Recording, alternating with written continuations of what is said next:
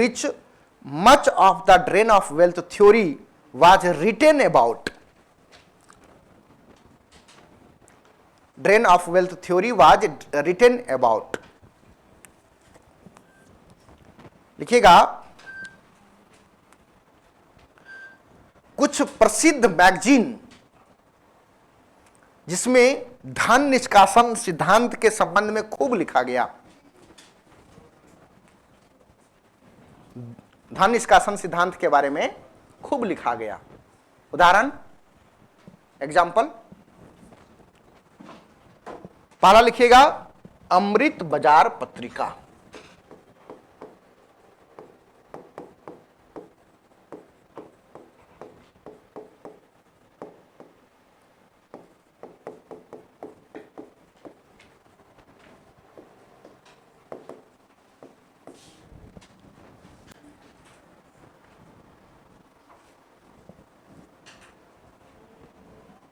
पत्रिका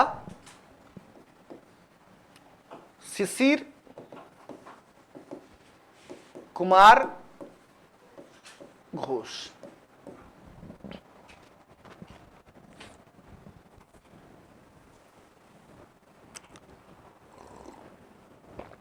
दूसरा लिखेगा मराठा एक पत्रिका था, केसरी। और दूसरा क्या था? मराठा।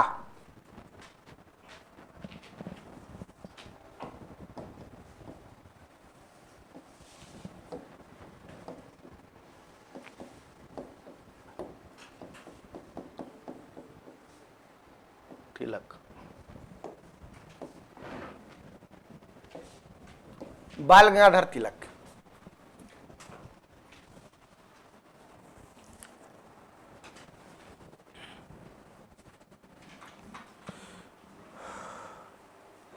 कुछ स्टेटमेंट भी इससे रिलेटेड पूछा जाता है।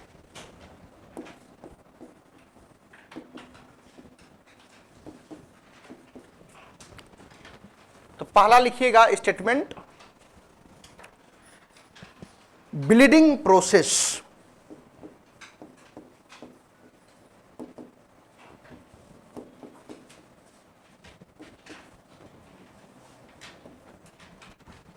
ब्लीडिंग प्रोसेस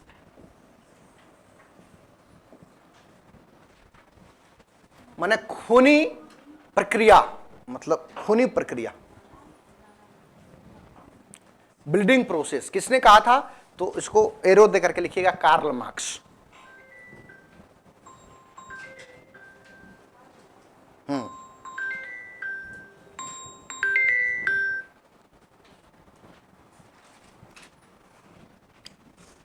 दूसरा स्टेटमेंट लिखिएगा, evil of all evil.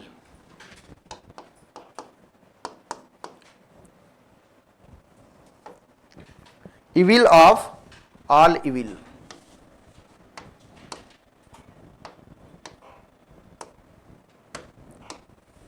All evil, बुराइयों का बुराई।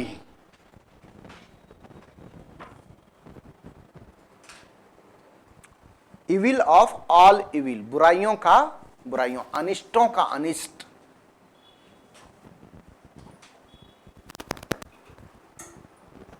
किसने कहा था ये?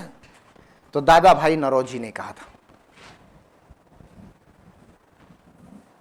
मतलब इससे बुरा कुछ चीज हो ही नहीं सकता है, ये माना।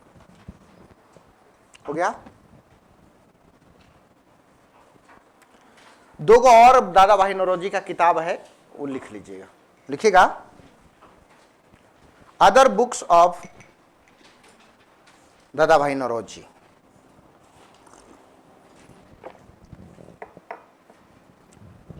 अन्य दादा भाई नौरोजी के अन्य किताब, एक लिखिएगा the wants and means of India.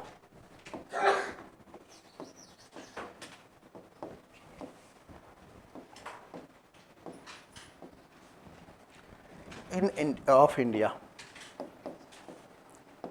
किताब का नाम पूरा हिंदी वाले में यही लिखना है। और ये किताब बना है 1876 ईस्वी में। और एक और किताब लिखिएगा one the commerce of India.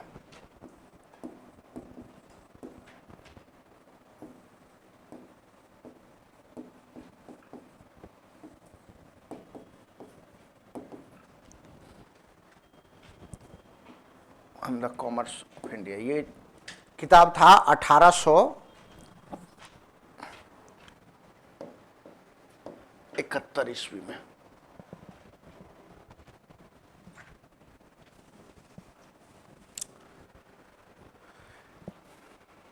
दादा भाई नौरोजी का किताब था।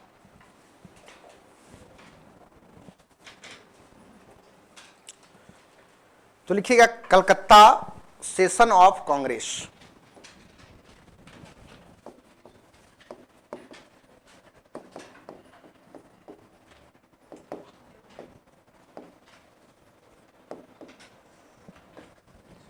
कांग्रेस का कलकत्ता अधिवेशन, समय डालिएगा 96।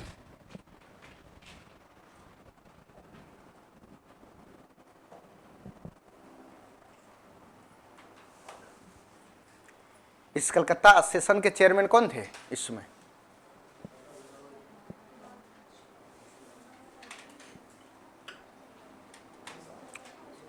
रहमतुल्लाह सयानी। कौन थे देख लेना चेयरमैन एक बार। कलकत्ता सेशन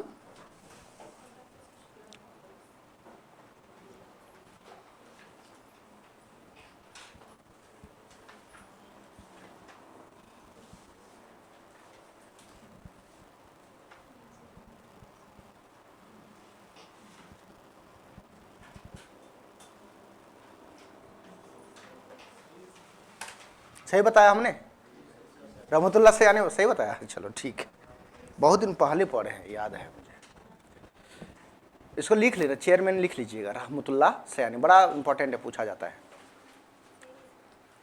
चेयरमैन लिखिएगा रहमतुल्लाह सयानी।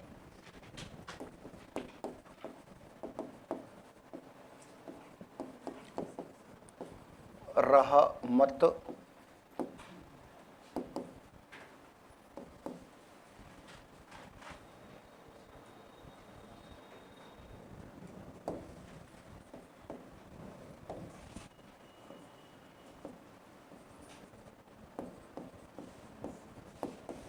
रहमत Ullah, ULLAH, Ullah Sayani.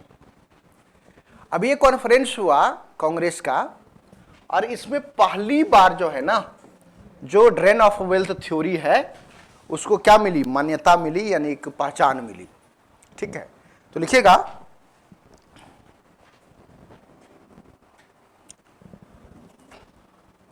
Drain of wealth theory,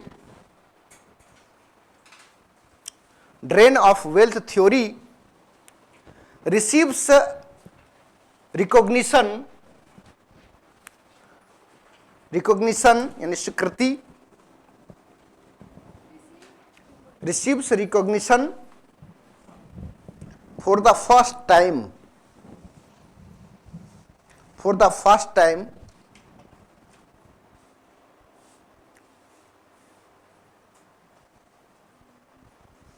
in Calcutta session of INC, Indian National Congress, INC. For the first time in Kolkata session of INC, धन निष्कासन सिद्धांत को पहली बार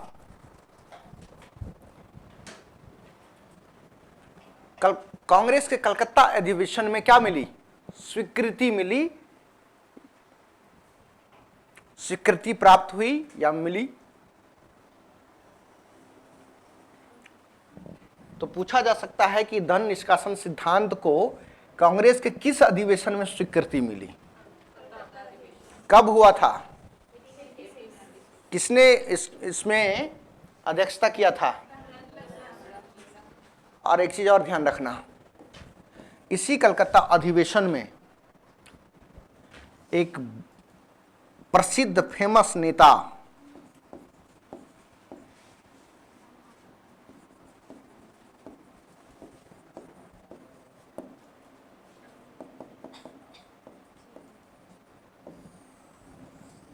ने कांग्रेस ज्वाइन किया था।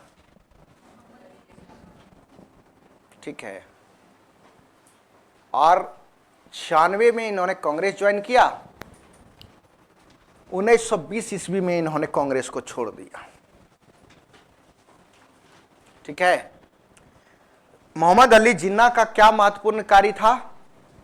तो मोहम्मद अली जिन्ना का मुख्य कार्य था कि जो 1906 ईस्वी में मुस्लिम लीग बना था ना ढाका में, सलीमुल्लाह खां आगा खां के नेतृत्व में, तो इन कांग्रेस और मुस्लिम लीग के बीच में जो डिवीजन बन रहा था, उसको लखनऊ के कॉन्फ्रेंस जो हुआ था 1916 में, उसमें एक करवाने का प्रयास किया था मोहम्मद अली जिन्ना।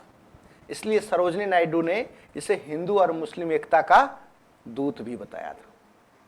ठीक है, स्टार्टिंग में बड़ा राष्ट्रवादी आदमी था ये, बाद में गड़बड़ा गए। ठीक है, तो ये चलिए, और 1913 में 1913 ईस्वी में मोहम्मद अली जिन्ना कांग्रेस के मेंबर के साथ साथ मुस्लिम लीग के भी मेंबर बन गए। ठीक है, और बाद में गांधी जी की एंट्री जब नेशनल मूवमेंट में होती है, तो ये भी बैरिस्टर थे मोहम्मद अली जिन्ना। गांधी जी के पता नहीं नेतृत्व से बहुत ज़्यादा प्रसन्न नहीं थे शायद। इन्होंने कांग्रेस को हमेशा के लिए क्या कर दिया? अलविदा कर दिया, और एक नया मूवमेंट खड़ा कर दी, जो बाद में पाकिस्तान बनने का रास्ता बन गया। ठीक है, चलिए,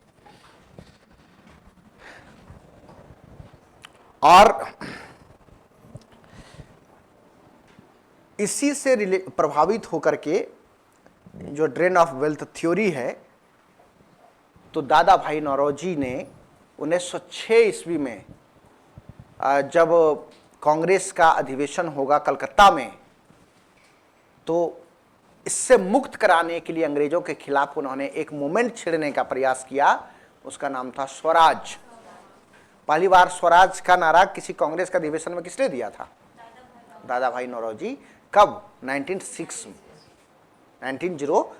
में। और उससे पहले, सबसे पहले स्वराज का नारा किसने दिया था? दयानंद सरस्वती। जब ये अपना चला रहे थे इंडियन एसोसिएशन, और जब ये ड्रेन वेल्थ थ्योरी पे बात कर रहे थे, तो उसी समय दयानंद सरस्वती का भी दौर था, जो आर्य समाज को रेगुलेट कर रहे थे, चला रहे थे। और इनके बात को सुन करके, क्योंकि वो एक प्रकार के स्पिरिचुअल व्यक्ति थे और सोशल रिफॉर्म्स को ज़्यादा तरजीह देते थे, उन्होंने पहली बार कहा कि नहीं, ब्रिटिशर्स को भगाना पड़ेगा, और उन्होंने स्वराज शब्द का प्रयोग किया था। और उसी से प्रभावित हो गए बाल गंगाधर तिलक, और बाल गंगाधर तिलक ने कमिटमेंट कर लिया कि स्वराज हमारा जन्म सिद्ध अधिकार है, जिसे हम क्या करेंगे? लेकर ही रहेंगे। ठीक है, ये सब चीजें हैं, तो लिखिएगा स्वराज।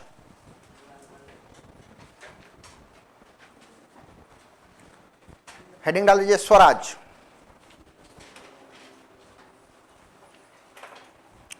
लिखिएगा, Dayanand Saraswati was the first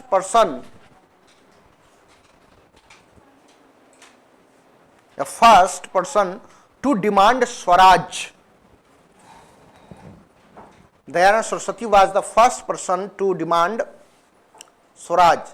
दादा भाई नौरोजी पहला व्यक्ति थे जिन्होंने क्या मांगा था? स्वराज। स्वराज मांगा था। पहला व्यक्ति थे जिन्होंने स्वराज मांगा था।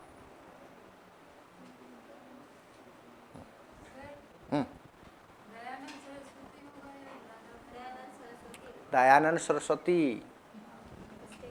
इतना हम मिस्टेक नहीं करेंगे, जब करेंगे तो हम मान लेंगे। ठीक है, अरे सबसे पहले ना बोल रहे हैं, तो हम तो दयानंद सरस्वती बोल रहे हैं। दादा भाई नौरोजी लिखवा दिया है।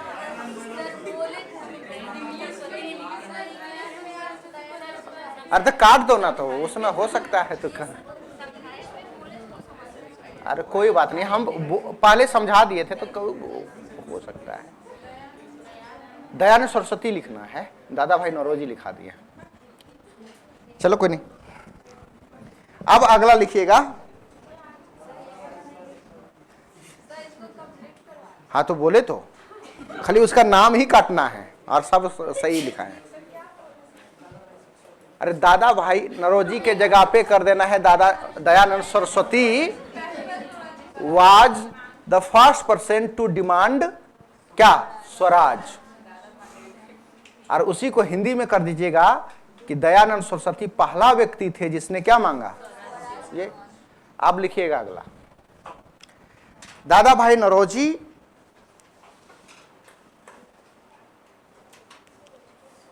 spoke for Swaraj, spoke for Swaraj for the first time in the Calcutta session of INC. First time in the Kolkata session of Congress in 1906. 1906 में कलकत्ता कांग्रेस अधिवेशन में, 1906 में कलकत्ता कांग्रेस अधिवेशन में दादा भाई नौरोजी ने पहली बार स्वराज्य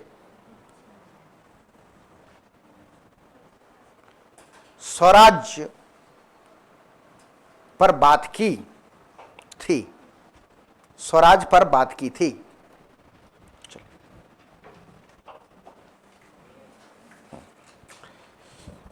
और एक लास्ट लिख लीजिएगा, गोपाल कृष्ण गोखले। कौन थे गोपाल कृष्ण गोखले? गांधी जी के पॉलिटिकल टीचर, राजनीतिक गुरु, गुरु खाली नहीं, राजनीतिक गुरु। और ये बड़े शांति प्रिय व्यक्ति थे गोपाल कृष्ण गोखले।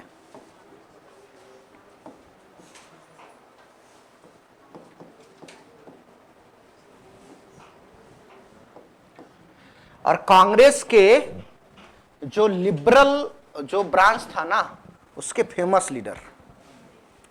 इन लोगों ने कहा कि देखो अंग्रेज कितना भी बुरा है, कितना भी एक्सप्लॉयटेशन कर रहा है इंडियन लोगों के ऊपर, लेकिन जब तक इंडियन लोगों को ये ना पता चले कि हमारे ऊपर शोषण हो रहा है तो कैसे रिवोल्ट करेगा। पता भी तो चलना चाहिए कि हमारे साथ क्या हो रहा है, शोषण हो रहा है। तो बोले कैसे नहीं पता चल रहा था, क्योंकि भारतीय लोग जो थे ना वो हजारों वर्षों से मोनार्की सिस्टम के अंतर्गत दबे हुए थे। मोनार्की माने निरंकुश राजशाही व्यवस्था। कभी दिल्ली सल्तनत में मुसलमानों के शासन, कभी मुगलों के शासन के थ्रू, उससे पहले फ्यूडल जो शासक हुए उसके थ्रू, मतलब कभी भी इसको डेमोक्रेटिक राइट्स मिला ही नहीं। मतलब फ्रीडम ऑफ एक्सप्रेशन करने का। डेमोक्रेटिक मतलब सिस्टम का सबसे प्रमुख हथियार क्या हो सकता है कि अपनी बातों को क्या कर सके, रख सके। उसके ऊपर कितना भी शोषण हो रहा है, जुल्म हो रहा है, वो अपने शब्द को खोलेगा। सरकार को चुनौती कैसे देगा, अपने बातों से नहीं देगा सबसे पहले। और ये एक्सप्रेशन करने का अवसर कभी मिला ही नहीं था, तो कैसे करेगा, वो भी अंग्रेजी सरकार के अगेंस्ट में। पुलिस की गाड़ी सुन करके उसका बत्ती जो जलता था और उसका सायरन सब घर में घुस जाता था। उसके अगेंस्ट में, सरकार के अगेंस्ट में खड़ा होना और डंडा खाना ये इतना आसान था क्या, जबकि कभी भी इस तरह का मेंटेलिटी था ही नहीं। तो उदारवादी नेताओं ने क्या किया, सबसे पहले पॉलिटिकल अवेयरनेस फैलाने का प्रयास किया।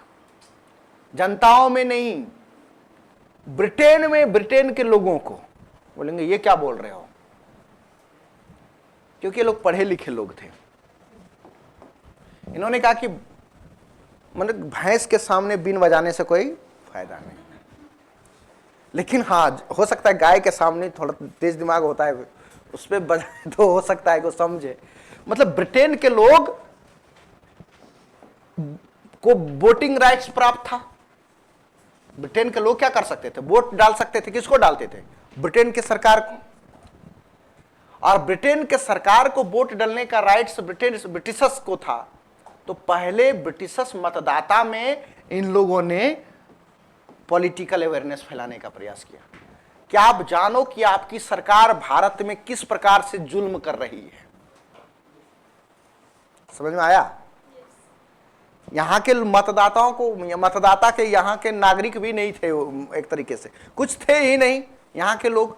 इस पे कितना भी जुल्म करो इसको पता ही नहीं चलेगा। अभी भी नहीं पता चलता है, लूटा जा रहा है, पता है, तो उसमें कहां से पता चलेगा?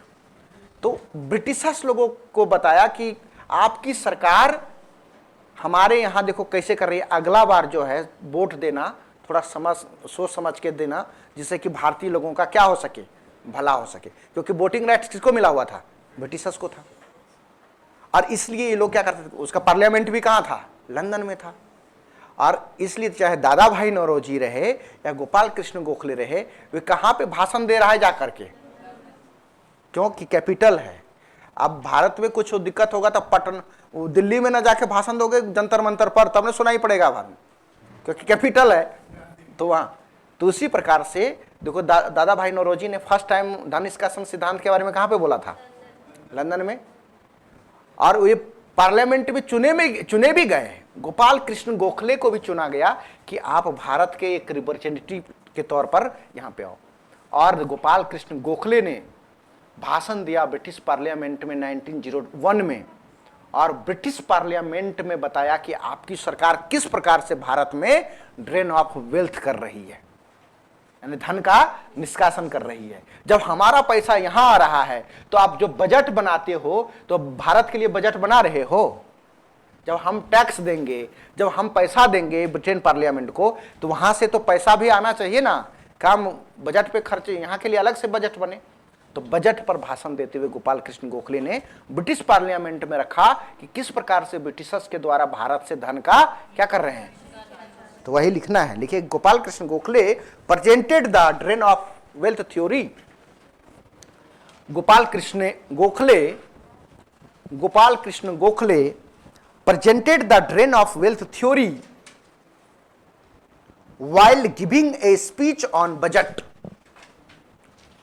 While giving a speech on the budget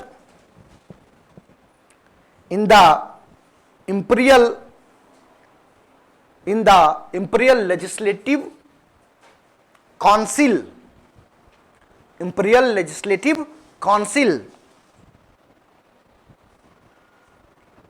in 1901.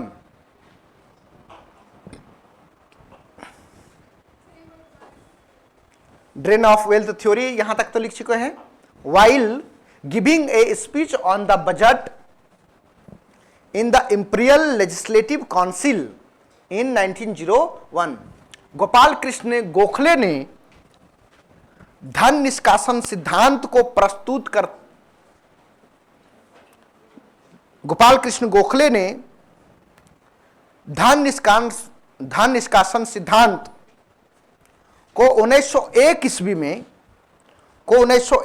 में इंपीरियल लेजिस्लेटिव काउंसिल, हिंदी में ही इसको देवनागरी में लिख लीजिए, इंपीरियल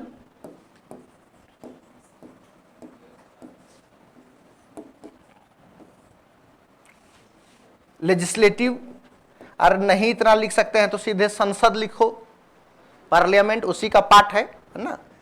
इंपीरियल लेजिस्लेटिव काउंसिल में भाषण, बजट पर भाषण देते हुए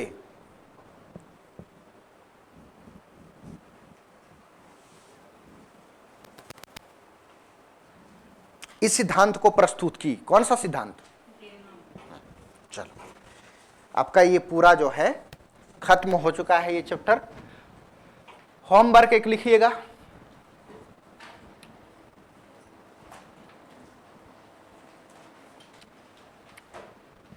आपको पिछले क्लास में मैंने बोला था इकोनॉमी का एक चैप्टर करने के लिए मनी एंड बैंकिंग।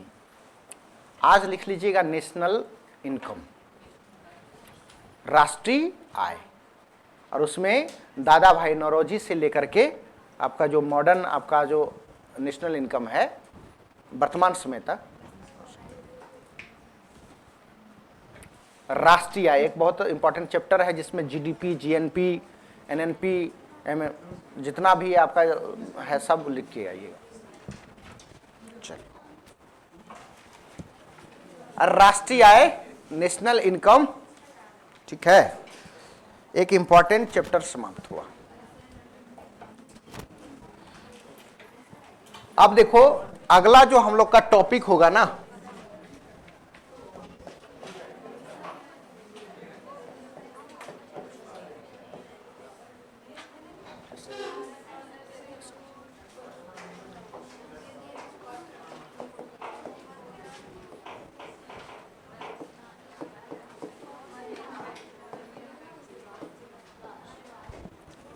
राष्ट्रवाद होगा। ठीक है, हालांकि ये किताबों में टॉपिक मिलेगा राष्ट्रवाद, लेकिन आप लोग प्रीलिम्स का जैसे तैयारी कर रहे हैं तो ये टॉपिक एक आप लोगों को एक हिडन तरीके से रहेगा। ये लंबा चैप्टर है और ये राष्ट्रवाद आपका स्टार्ट होगा। अभी तक जो आपने पढ़ा था, क्या पढ़ा था? इंडियन लोगों के ऊपर क्या हो रहा है? अत्याचार, जुल्म, एक्सप्लॉयटेशन। अब इतना जुल्म से धीरे धीरे क्या होगा?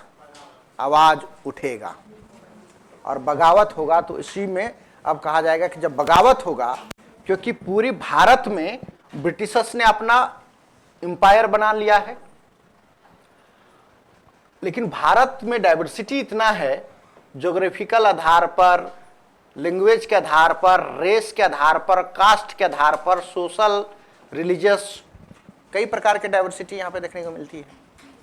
लेकिन इतना चीज डाइवर्सिफाई होने के बावजूद भी सबका कॉमन प्रॉब्लम क्या बन गया था? ब्रिटिश एक्सप्लॉयटेशन, ब्रिटिश शोषण। सबके साथ एक ही प्रकार का, चाहे उत्तर भारत के लोग रहे, दक्षिण भारत के हिंदू रहे, मुसलमान रहे, ईसाई रहे, पर्शियन। जैसे दादा भाई नौरोजी कौन सा धर्म के थे? पर्शियन थे। और पर्शियन बड़े धनी लोग होते हैं। सब भारत में, भारत को बनाने में पर्शियन लोगों का बड़ा भूमिका है। जैसे टाटा वगैरह सब बहुत बड़े बड़े व्यापारी होते थे। तो सबका एक कॉमन प्रॉब्लम बन गया एक्सप्लॉयटेशन, और इसी एक्सप्लॉयटेशन ने धीरे धीरे अनजाने में, जानबूझकर नहीं, अनजाने में एक नेशनल मूवमेंट की ओर बढ़ना स्टार्ट किया। क्योंकि नेशन क्या होता है? एक कॉन्सेप्ट होता है, एक विचारधारा होता है, एक इमोशन होता है, एक पर्टिकुलर ज्योग्राफिकल लोकेशन में उभरती हुई लोगों की एक मनोभाव होती है, जिसका आधार क्या हो सकता है, जिसका बेस हो सकता है रिलीजन, हो सकता है कास्ट, हो सकता है रेस, हो सकता है लैंग्वेज, हो सकता है कल्चर, हो सकता है एक्सप्लॉयटेशन भी हो सकता है। हो ही गया। और धीरे धीरे एक नेशनल मूवमेंट बनना स्टार्ट करेगा। और वही नेशनल मूवमेंट का अलग अलग, देखो इसमें अभिव्यक्ति देखने को मिलेगी। अभिव्यक्ति का मतलब समय समय पर इसका अलग अलग नेचर में उभर करके सामने आएगा, जिसमें आपका एक पहला लिखेंगे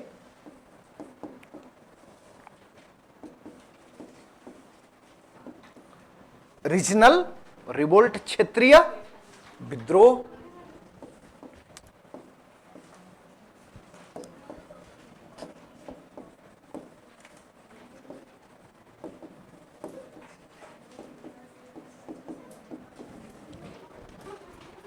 (1857) की क्रांति इसको और गति देने का प्रयास करेगा।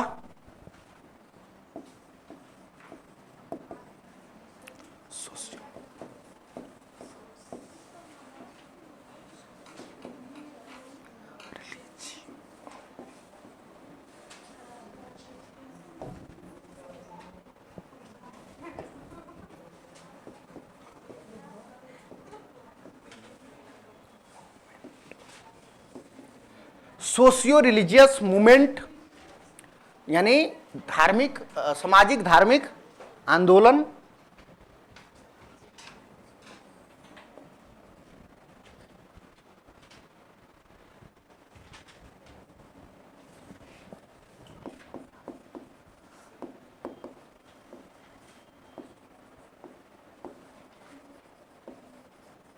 नेशनल मूवमेंट, राष्ट्रीय आंदोलन। अब हम लोग लगभग नेशनल मूवमेंट पहुंचने वाले हैं।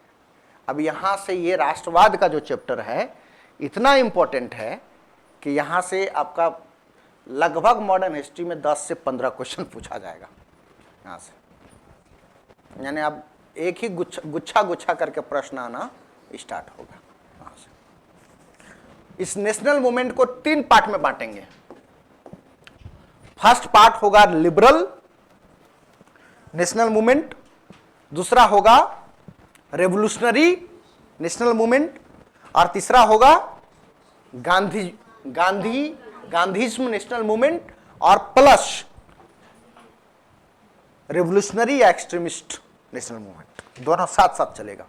जहां गांधीवाद फेल होगा वहां एक्सट्रीमिस्ट लोग रेवोल्यूशनरी आ जाएगा, जहां रेवोल्यूशनरी फेल होगा वहां फिर से गांधीवाद आ जाएगा।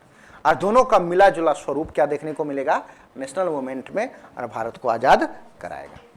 तो इसमें से पहला जो हम लोग पढ़ते हैं रीजनल, क्षेत्रीय विद्रोह।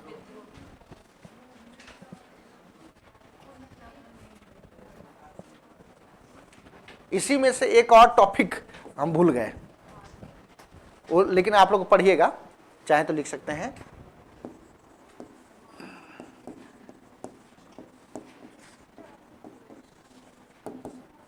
वेस्टर्न एजुकेशन,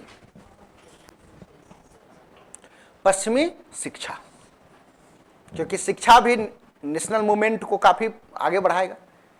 क्यों मैंने बोला था कि क्योंकि अभी तक जो लिबरल जो लोग थे वो कहां पे अपना भाषण दे करके लोगों को समझा रहे थे, ब्रिटेन में लोगों, क्योंकि वहां पे डेमोक्रेटिक थॉट कब आ गया था, अरे 17th सेंचुरी में ही आ गया था। जब प्राइड मूवमेंट आप पढ़ते हो, गौरवशाली क्रांति 1689 ईस्वी, 1688 1688 एडी, उसको कहा जाता है रक्त विहीन क्रांति भी। क्रांति माने रेवोल्यूशन। और इस दौर में मोनार्की सिस्टम से बिना किसी भी प्रकार के ब्लड को बहाए एक नए दौर में प्रवेश कर गया ब्रिटेन, जिसको कहा जाता है पार्लियामेंट्री फॉर्म ऑफ गवर्नमेंट।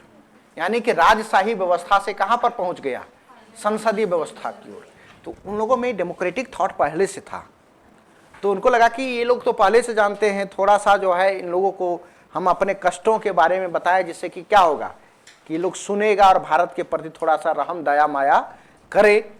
और फिर बाद में धीरे धीरे भारत में वेस्टर्न एजुकेशन से कुछ पढ़े लिखे वर्ग तैयार होंगे, और उस पढ़े लिखे वर्ग के द्वारा भारत में जो सोशल डिस्क्रिमिनेशन है, रिलीजियस डिस्क्रिमिनेशन है, जो कि नेशनलिज्म की ओर क्या करता है, बाधा डालता है, यानी कि उसको क्या करता है, रोकता है नेशनलिज्म की भावना को, एकता को खंडित करता है, यूनिटी में डिस्टर्बेंस डालता है।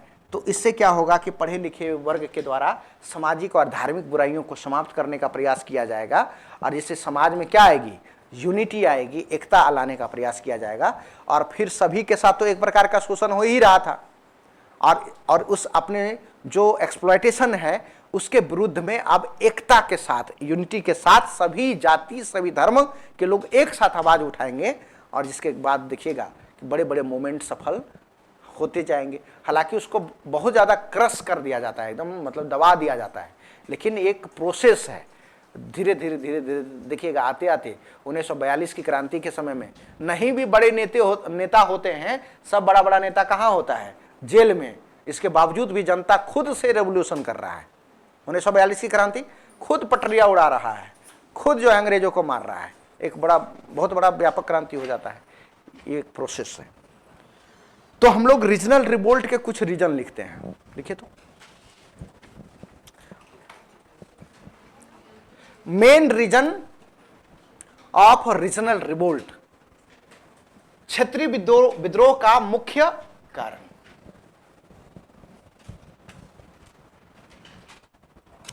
पहला लिखिएगा economic policy of colonial government.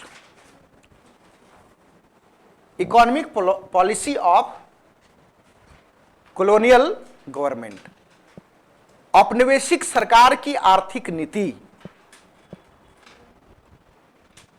औपनिवेशिक सरकार की क्या आर्थिक नीति।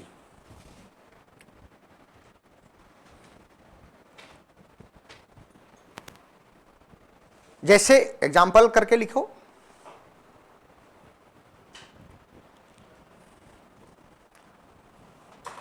High land revenue tax, high land revenue tax, उच्च भू राजस्व कर,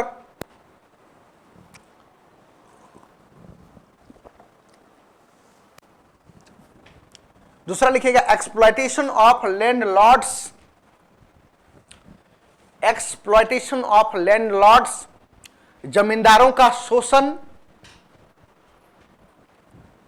तीसरा लिखिएगा एक्सप्लॉयटेशन ऑफ मनी लेंडर्स, साहूकारों का शोषण। साहूकार समझते हैं ना, जो कर्जा वर्जा देता है लोगों को, सेठ साहूकार जिसको बोलते हैं, साहूकारों का शोषण। दूसरा नंबर का लिखिएगा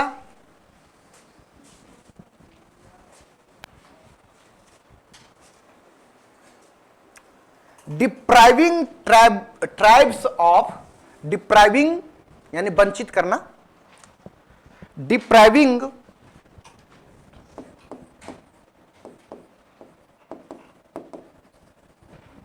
डिप्राइविंग ट्राइब्स ऑफ माने जनजाति, there land and forest resources, there land and forest resources, depriving tribes of their land and forest resources, जनजातियों को उसके जमीन और जंगल से वंचित करना। ट्राइबल्स को, क्योंकि ट्राइबल्स लोग क्या अपना घर कहां मानते हैं, जनजातियों को उसके जमीन और जंगल से वंचित करना। अगला लिखिएगा destruction of indigenous industries, indigenous industries, destruction of indigenous industries, घरेलू उद्योग का विनाश करना, घरेलू उद्योगों का नाश करना या विनाश करना।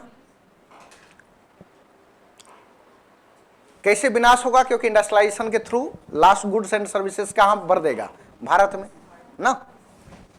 देखो जो आपने पढ़ा है सब वही कारण आ रहा है ना, अभी जो जितना बताए थे। और लास्ट लिखिएगा socio religious and cultural intervention, socio religious and cultural intervention, सामाजिक धार्मिक और सामाजिक डैश देके थोड़ा सा हैपन डाल दीजिएगा, धार्मिक और सांस्कृतिक हस्तक्षेप, सांस्कृतिक हस्तक्षेप। तो कैसे करेगा हस्तक्षेप, मतलब कई गवर्नमेंट ऐसे गवर्नर आएंगे जो कि सती प्रथा को बैन कर देंगे, विधवा विवाह को बंद कर देंगे, या किस अंधविश्वास जैसे नर बलि प्रथा वगैरह पर उन्होंने ऐसा। तो जो कंजर्वेटिव टाइप के जो लोग थे इंडियन, जो अपने संस्कृति, अपने धर्म, अपने समाज पे गौरव करते थे, इन लोगों ने कहना स्टार्ट किया कि अंग्रेजों के द्वारा हमारे संस्कृति और धर्म के साथ क्या कर रहे हैं, छेड़छाड़ कर रहे हैं। हालांकि इसका दो एस्पेक्ट हो सकता है, एक पॉजिटिव है और एक नेगेटिव है। ज्यादातर इसका पॉजिटिव लाभ मिला है भारतीय लोगों को, क्योंकि जब ब्रिटिशर्स के द्वारा इस पे सोशियो रिलीजियस और कल्चरल इंटरवेंशन किया गया, हस्तक्षेप किया गया, तो उससे क्या हुआ कि एक बड़े सेक्शन जो कि वंचित, मतलब सामाजिक और धार्मिक रूप से पिछड़े हुए समाज थे, उसको एक क्या मिला, एक थोड़ा सा सामाजिक रूप से उसको सम्मान प्राप्त हुआ। और कई सामाजिक बुराइयों से उसको क्या मिला, निपटारा मिला, जिसमें एक बड़ा सेक्शन महिलाओं का था। आधी आबादी, सारा देखो कुरीतियां तो महिलाओं के व्यवस्था के साथ ही था, जैसे विधवा विवाह से रिलेटेड, सती प्रथा, मतलब बहुत खतरनाक सा व्यवस्था। तो इससे उनको थोड़ा मुक्ति मिली। लेकिन जो एक डोमिनेंट जो सोसाइटी था, उनको लगता था कि यार ये हमारी संस्कृति और धर्म और समाज के साथ क्या कर रहा है, अंग्रेज छेड़छाड़ कर रहा है। इस वजह से देखो ज़्यादातर तो नहीं, लेकिन कुछ लोग ऐसे भी थे जिन्होंने कि अंग्रेजी सरकार के अगेंस्ट रीजनल रिवोल्ट कर दिया। जैसे सन्यासी वगैरह सब देखिएगा, कई छोटे छोटे रिलीजियस ग्रुप्स मिलेंगे, और वो सिर्फ हिंदू ही समाज में नहीं था, मुस्लिमों में भी इस तरह से देखने को मिलेगा। तो ये सब कारण था। तो आज एक आध ठो पढ़ा करके छोड़ देते हैं। देख रहे हैं धीरे धीरे तनाव आपके चेहरा पे आ रहा है, शुरुआत हो गई है। तो लिखिएगा पहला सन्यासी रिवोल्ट लिख लो। सन्यासी विद्रोह।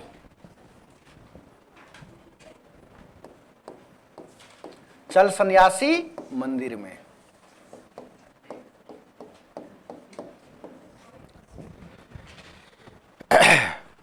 हालांकि ये बहुत पहले ही स्टार्ट हुआ था, और इसका टाइम देखिएगा तो ये लगभग 1770 से 1820 तक चलता रहा।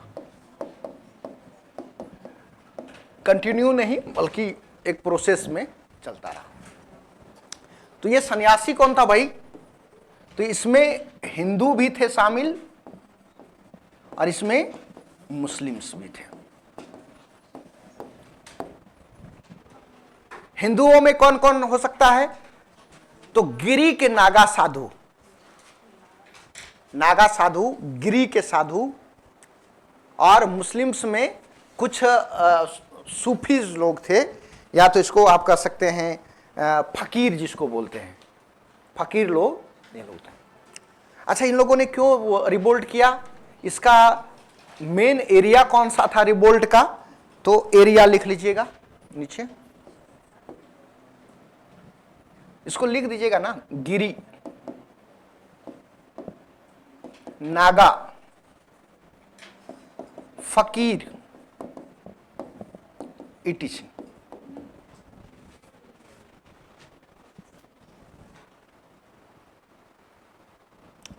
एरिया कौन कौन सा? बंगाल,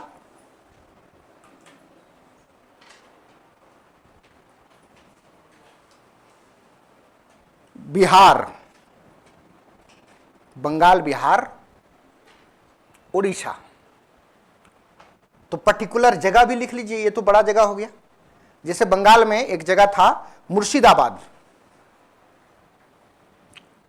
और एक था जलपाईगुड़ी। आज भी जलपाईगुड़ी, सिलीगुड़ी और जलपाईगुड़ी बंगाल में ही है। बिहार से सटा हुआ, देखो आपको मिल जाएगा उधर, पूर्णिया कटिहार से उधर जाओगे तो फिर आपको मिल जाएगा जलपाईगुड़ी। अरे बिहार से बस जाती है, आप पूर्णिया कटिहार अररिया जाओगे ना, उधर से नजदीक पड़ जाता है। चलिए, अब इस क्षेत्र में क्या रीजन था? जलपाईगुड़ी, ये पर्टिकुलर एरिया हमने बताया। ऐसे बिहार, झारखंड, उड़ीसा कर दोगे तो ये इसी क्षेत्र में था। अब देखो यह क्या हुआ था, विद्रोह क्यों हुआ था, रीजन क्या था? इसमें देखो एक बंगाल के गवर्नर होंगे, जो अभी जनरल नहीं बनेगा। जनरल बनेगा कब? 1774 का जो रेगुलेटिंग एक्ट आएगा उस समय। तो अभी बंगाल के गवर्नर जनरल थे वारेन हेस्टिंग्स।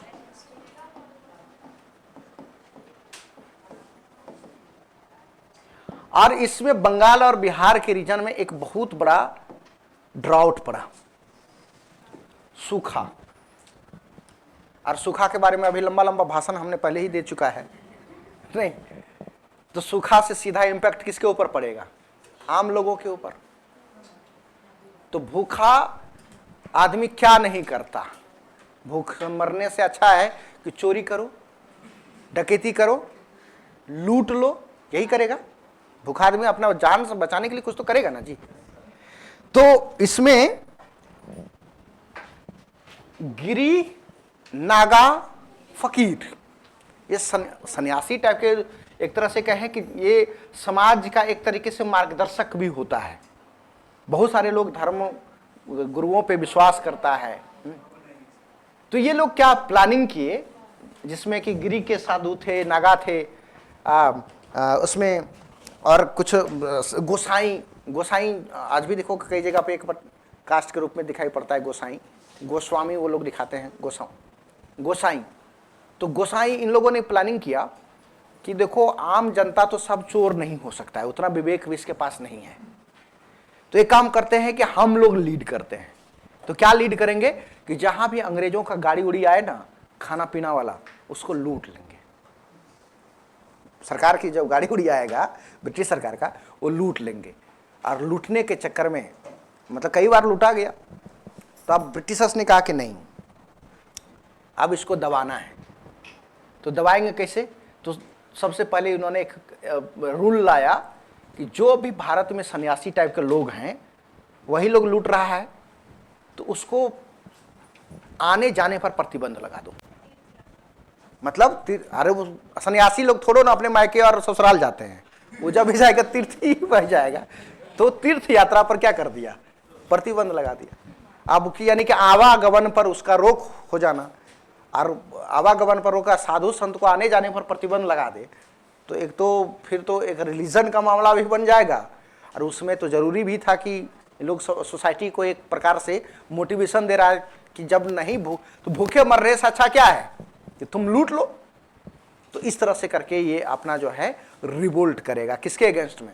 ब्रिटिश सरकार के अगेंस्ट में। तो कुछ लीडर का नाम है क्या? हाँ, कुछ लीडर है, जिसे मूसा शाह, चिराग अली, मजनूम शाह, भवानी पाठक, देवरानी चौधर, क्या नाम था? देवी चौधरानी, देवरानी बोल रहे देवी चौधरानी, ये सब ये सन्यासी मूवमेंट का लीडर थे।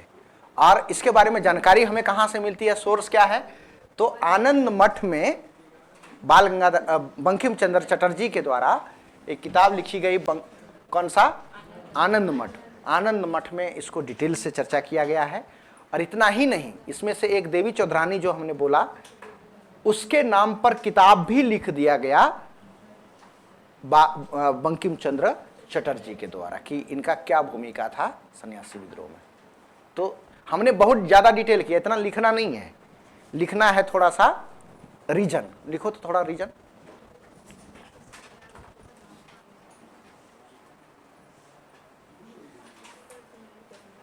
लिखिएगा रीजन में, terrible drought in Bengal, terrible एकदम डराने वाला, भयंकर, terrible drought in Bengal, Bihar and Odisha region in 1770 1770 में बिहार, बंगाल और उड़ीसा के क्षेत्र में भयानक क्या? सूखा पड़ना।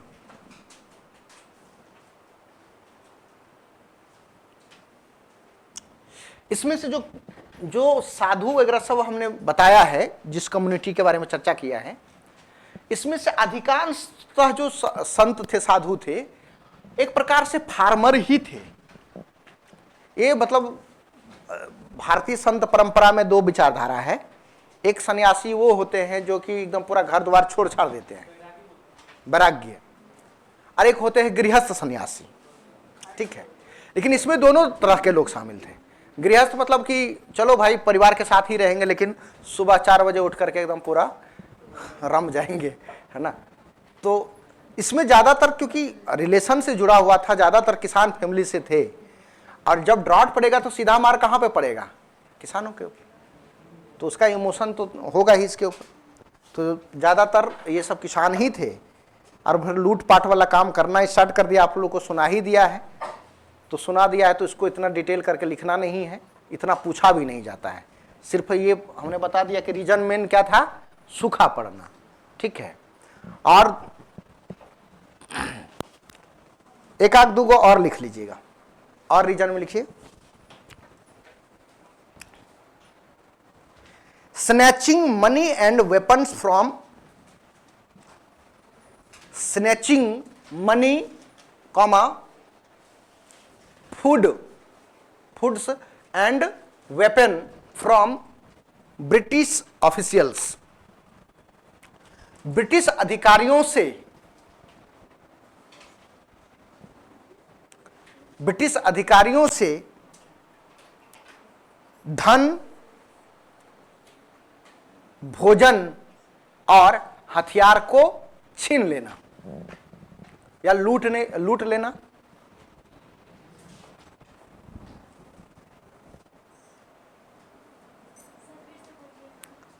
हिंदी में, ब्रिटिश अधिकारियों से धन, खाना, भोजन और हथियार लूट लेना। क्यों लूटेगा? क्योंकि वह ऊपर में क्या पड़ चुका है, बहुत ज्यादा ड्रॉट। चलिए आगे लिखेंगे, पैरा चेंज करके लिख सकते हैं। The British government had banned the travel, the British government had banned the travel, banned यानी प्रतिबंध, the travel of sannyasis, banned the travel of sannyasis due to the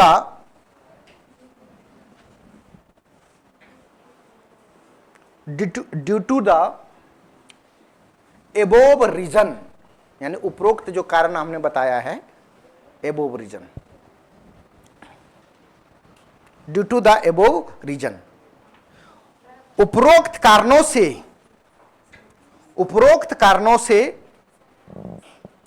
उपरोक्त कारणों से ब्रिटिशर्स ने सन्यासियों को यात्रा करने पर क्या कर दिया, प्रतिबंध लगा दिया। चलिए मेन लीडर लिख लो इसका,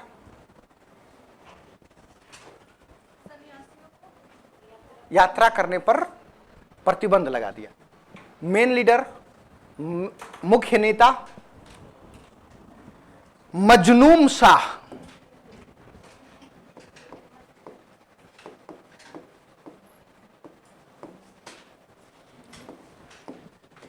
चिराग नहीं अली, भवानी पाठक,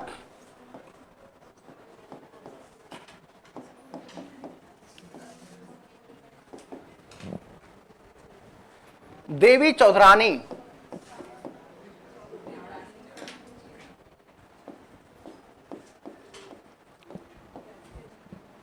इटीसी, ये सब फेमस नेता थे।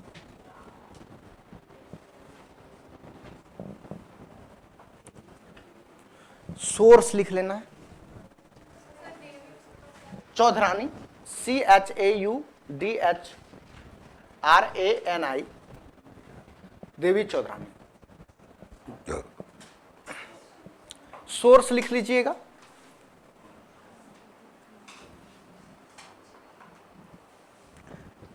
द सन्यासी रिवेलियन या the sannyasi revolt is mentioned by Bankim Chandra Chattopadhyay या Chatterjee, sannyasi revolt is mentioned by Bankim Chandra Chatterjee या तो चट्टोपाध्याय इन हिज बुक्स, सन्यासी विद्रोह के बारे में या सन्यासी विद्रोह के बारे में अपने किताब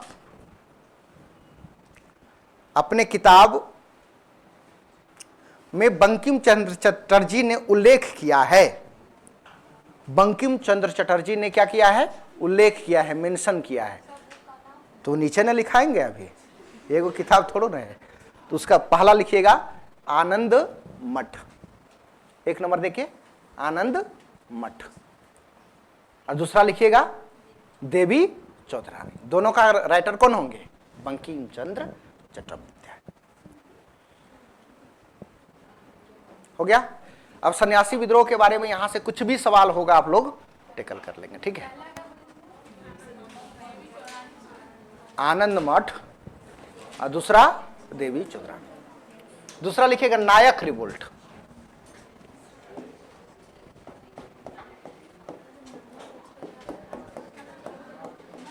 इसको पढ़ा करके छोड़ देंगे।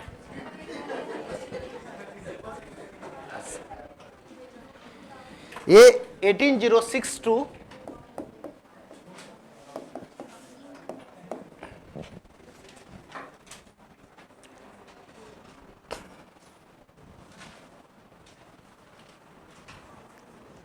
पहले नायक समझिए, नायक मतलब हीरो लोग थोड़ो ना था।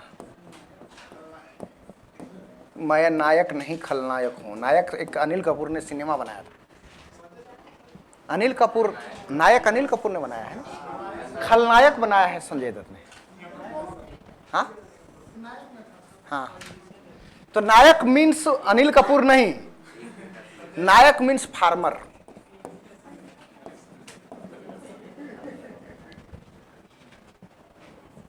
या तो उसको रैयत भी कह सकते हो, रैयत माने किसान, या टेनेंट्स कह सकते हैं उसको, है ना। मेन साधारण भाषा यही है किसान, ये समझ। तो ये शब्द किसान, हम लोग जैसे किसान या फार्मर बोलते हैं, तो नायक कहां बोला जाता था? बंगाल। ये बंगाल रीजन में, वो भी बंगाल में कहां पे? मिदनापुर, जो खड़गपुर का एरिया है ना, इस साइड में बोला जाता था किसानों को क्या? नायक। तो बंगाल, इसको चाहे तो कर सकते हैं।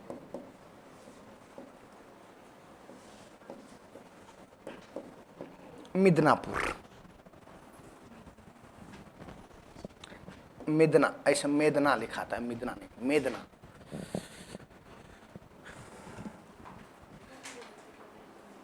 मेदनापुर, और हाइपन करके खड़गपुर भी लिख दो तो समझ में अच्छे से आएगा। मेदना खड़गपुर, मेदनापुर खड़गपुर। तो ये समझ में आ गया कि किसान है तो किसानों का प्रॉब्लम क्या था। पहले ही इतना भाषण दे चुके हैं, कुछ नहीं, रीजन लिखो एक सिंपल सा। हाई लैंड टैक्स रेट, उच्च लगान दर, कारण में उच्च लगान दर,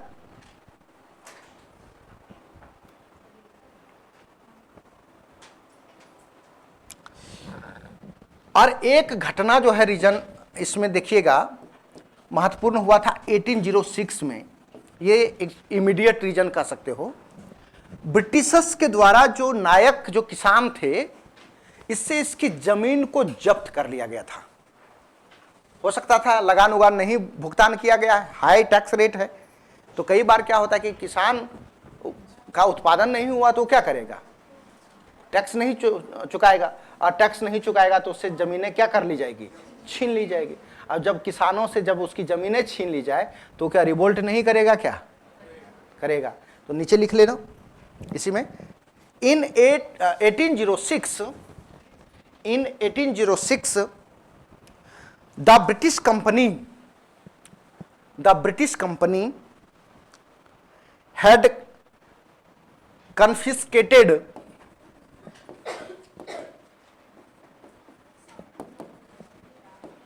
confiscated the land of the Nayaks. The land of the Nayaks, confiscated मतलब होता है जब्त कर लेना, जब्त करना, छीन लेना। इसका लीडर लिख लो। 1806 ईस्वी में ब्रिटिश कंपनी के द्वारा नायकों से जमीनें की क्या कर ली गई? जब्त कर ली गई या छीन ली गई। नेता लिख लीजिएगा, प्रमुख नेता, फेमस लीडर या तो मेन लीडर। इसमें लिखिएगा अचल सिंह। अचल सिंह ये फेमस नेता थे।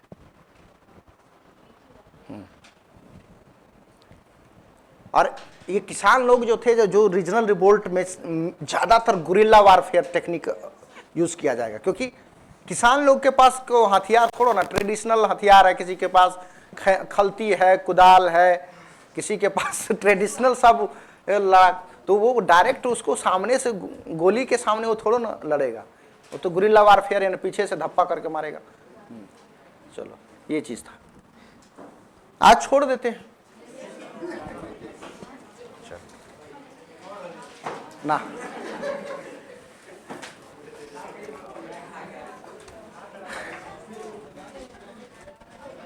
अरे आप लोग सुबह से ही 7 बजे से बैठे हुए, तो हमें